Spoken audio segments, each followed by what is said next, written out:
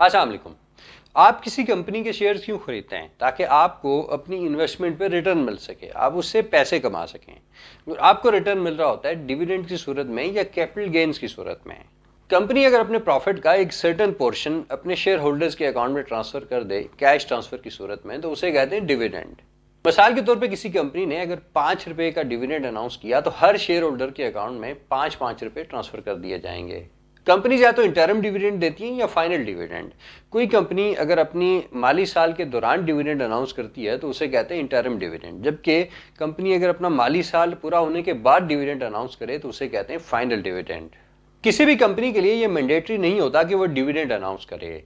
ये entirely management का decision होता है कि उस साल डिविडेंड देना है या नहीं। और दुनिया की बहुत सारी बड़ी बड़ी कॉरपोरेशन जिनमें गूगल या फेसबुक या अमेजॉन शामिल हैं, वो अपने शेयर होल्डर्स को डिविडेंड नहीं देती।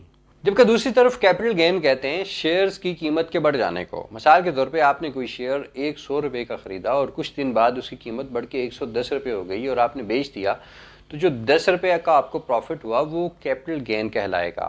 किसी इन्वेस्टर के लिए डिविडेंड ज्यादा बेहतर है या कैपिटल गेन्स?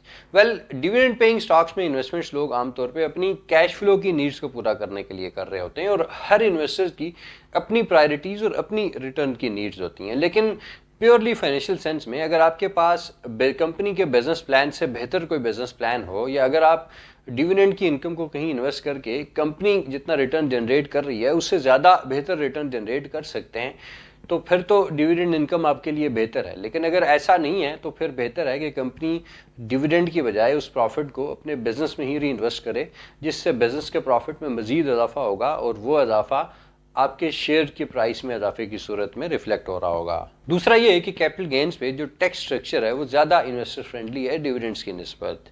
कैपिटल गेन्स पे टैक्स का रेट जो है वो वक्त के साथ साथ कम होता जाता है, और अगर आप एक लंबे अरसे तक शेयर को होल्ड करके रखें तो उस पर एक reduce rate of tax apply होता है। जैसा कि पाकिस्तान के जो टैक्स सिस्टम है, अगर आप किसी शेयर को 6 साल तक होल्ड करके रखते हैं तो उस पर आपको 0 rate of capital gain tax apply होगा, जबकि डिविडेंड्स के केस में ऐसा नहीं होता। आपके ख्याल में डिविडेंड ज़्यादा बेहतर है या कैपिटल गेन्स? मुझे कमेंट करके बताइएगा। अपना ख्याल रखिएगा। अल्लाह हाफिज़।